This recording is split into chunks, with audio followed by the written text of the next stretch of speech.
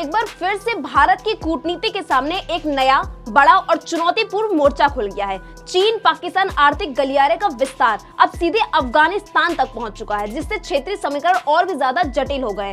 ये तब हुआ जब भारत ने ऑपरेशन सिंदूर के जरिए पाकिस्तान को कड़ा संदेश दिया और अफगानिस्तान ने पहलगाम हमले की निंदा कर संबंध सुधारने की ओर कदम बढ़ाया।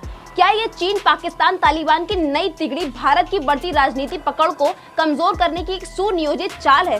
आगे की खबर में हम आपको बताएंगे कि इस गंभीर राजनीतिक खेल के सभी पहलू क्या है। नमस्कार, मैं अंजलि मिश्रा, आप देख रहे हैं 24 अड्डा news.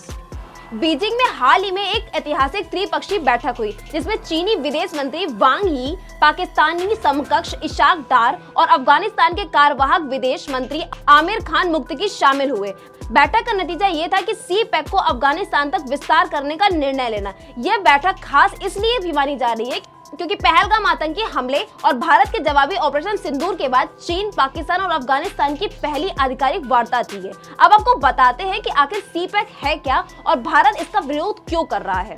C pack belt and road initiative यानी BRI की सबसे महत्वाकांक्षी और विवादास्पद परियोजना है। इसकी शुरुआत 2015 में हुई थी और अब तक इसमें 62 अरब डॉलर से ज्यादा निवेश हो चुका है। ये गलियारा पाकिस्तान के कब्जे वाले कश्मीर यानी POK से होकर गुजर रहा है। यही वजह है कि भारत इसका लगातार विरोध करता आया है।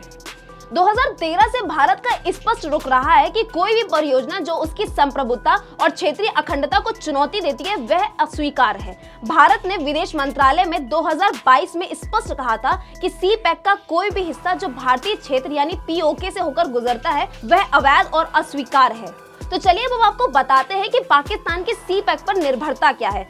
पाकिस्तान के लिए सी पैक की शुरुआत एक सुनहरी आशा की तरह आई थी, बिजली संकट, बेरोजगारी और बुनियादी ढांचे की कमी के समाधान के रूप में। लेकिन समय के साथ साथ यह परियोजना पाकिस्तान के लिए वित्तीय बोझ बनती गई।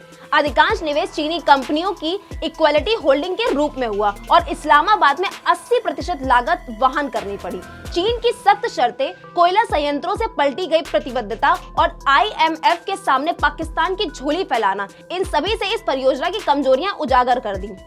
अब जब सी पैक अफगानिस्तान तक पहुंच चुका है तो इसमें शामिल है अफगानिस्तान के लिथियम और दुर्लभ खनिज संसाधनों तक चीन की पहुंच, ऊर्जा पाइपलाइनें जो ईरान और मध्य एशिया से होकर गुजरेंगी, सैन्य रसद के रूप में उपयोग हो सकने वाला ढांचा, यानी अफगानिस्तान अब न केवल आर्थिक गलियारा बन गया है बल्कि यह चीन की सामरिक घेराबंदी रणनीति का हिस्सा भी बनता जा रहा है। भारत की चिंता डिप्लोमेसी बनाम जियो स्ट्रेटेजिक। भारत के लिए एक विस्तार केवल व्यापार या निवेश का मामला नहीं है, यह सीधे तौर पर उसकी राष्ट्रीय सुरक्षा, रणनीतिक गहराई और मध्य एशिया में उसकी पहुंच को चुनौती देता है।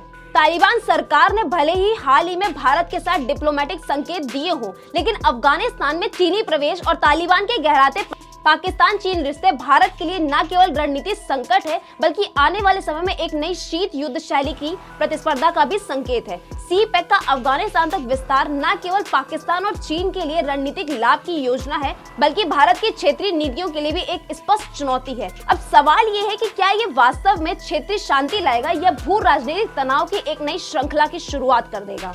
सी पैक केवल एक आर्थिक गलियारा नहीं बल्कि यह एक एशिया के वर्चस्व की जंग का केंद्र बनता जा रहा है। आगे आने वाले हफ्ते और महीने में भारत की रणनीतिक प्रतिक्रिया इस मोर्चे की दिशा को तय करेगी। तो फिलहाल के लिए इस खबर में बस इतना ही। ऐसी और खबरों को पाने के लिए देखते रहिए 24 अड्डा न्यूज। धन्यवाद।